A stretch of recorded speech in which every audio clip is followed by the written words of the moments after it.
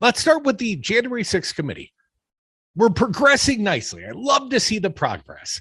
And I'd love to see the indictments come down soon, but, can't control that part. But I wanted to start with Rep. Benny Thompson. And I like what he has to say. He is the chairman of the January 6th Select Committee.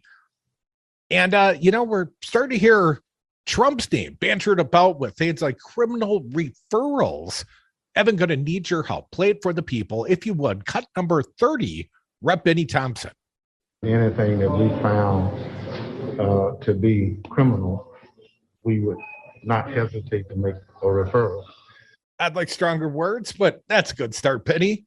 A little bit more from the rep from Mississippi, Benny Thompson, cut 31. Just too early.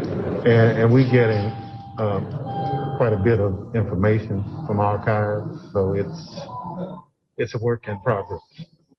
Now, an interesting part of that work in progress is what the former president did. As a matter of habit, he destroyed all the evidence as often as he could. And part of what's being discussed here is, did you get all the documents requested? Well, at this point, how would they know? How would they know? Trump apparently was tearing them up and throwing them in the burn bag, because that's what we all do, right? All us innocent people out here in the world, we tear up every shred of every document given to us, and whenever possible, we ask that they be burned. Just to clear the conscience, if you will. Now, I am dying to hear what the minority leader had to say about this very topic. The minority leader on the House side, in this case, that'd be Kevin McCarthy. If you would, I'm going to have you play that for the people, Evan. Cut number 45. There's a good reason why Adam's not running for re-election.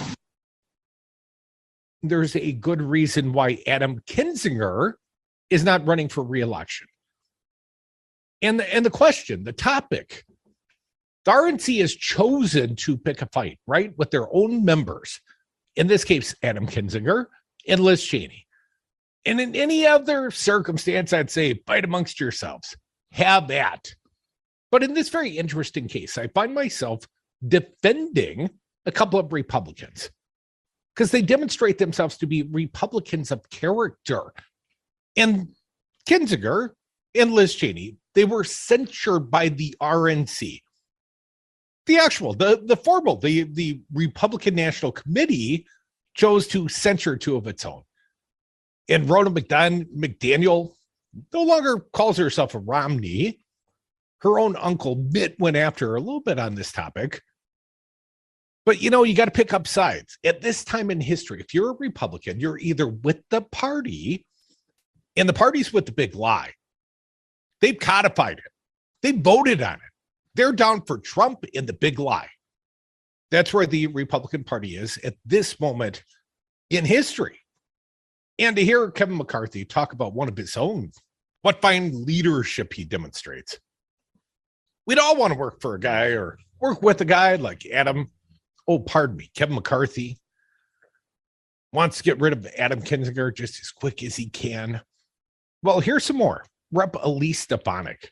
She's moving on up in the ranks of the Republican House leadership because she's towing the party line. And again, the party line is to censure two Republicans of conscience that would try to expose the truth through the January 6th Select Committee. And the truth will out. So I see this as a limited term strategy. Maybe I'm wrong. The success ratio of this strategy, what's this good for? A couple weeks, maybe a month or two. But eventually this information is going to make the Republican Party look awfully bad. And at this late hour, as a party platform to take this position, we embrace the big lie. We embrace the fact that the election was stolen. And anyone that would investigate the violent reaction to the incitement of the former president, well, they should be formally censured. That's where the Republicans find themselves at this moment in history. Let's hear from Rep. Elise Stefanik, leader of this esteemed Republican, grand old party, if you will. Cut number 40, please. My reaction is the RNC has every right to take any action. And the position that I have is that you're ultimately held accountable to voters in your district, voters who you represent. And we're going to hear the feedback and the views of voters pretty quickly here this year. Oh, I got some feedback. Let's hear a little more of Elise Stefanik. Cut number 41, please. We believe the January 6th Commission is political theater. It's about punishing partisan opponents and not getting to the real facts, which should be how can we ensure that the Capitol complex is safe, not only for those of us who work here, but for the American people to continue to advocate for policies they believe in. And more broadly, why is that Nancy Pelosi's fault? Have you heard that attack? That's why didn't Nancy keep us safe?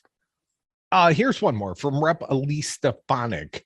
Again, the topic of the day, the RNC censure of Adam Kinzinger and Liz Cheney. Well, the GOP, they've been clear.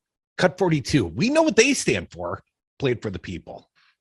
As Republicans have been very clear, we condemn the violence on January 6th. We also condemn the violence on 2020 as violent criminals attacked federal buildings, including parts of Washington, D.C. Oh, so you're against the violence. Incite that violence, or who might have conspired in that violence. Well, that's political theater. That's an investigation not worth having. Well, here is what Mitch McConnell said.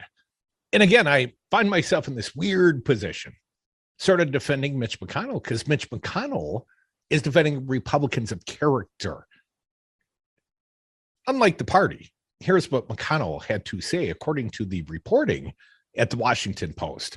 Senate Minority Leader Mitch McConnell criticized the Republican National Committee on Tuesday for censuring two lawmakers for serving on the House panel investigating the January 6, 2021 attack on the Capitol by pro-Trump mob. In remarks to reporters at the Capitol, McConnell described the attack as a violent insurrection for the purpose of trying to prevent the peaceful transfer of power. No, it wasn't peaceful this time.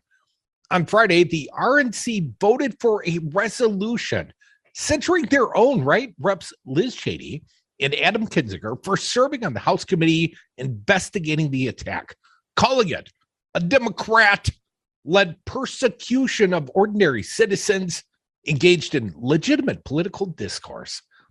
Is that what they were doing? Is that what you consider legitimate political discourse over on the RNC side? Because I love this position they take going into the midterms.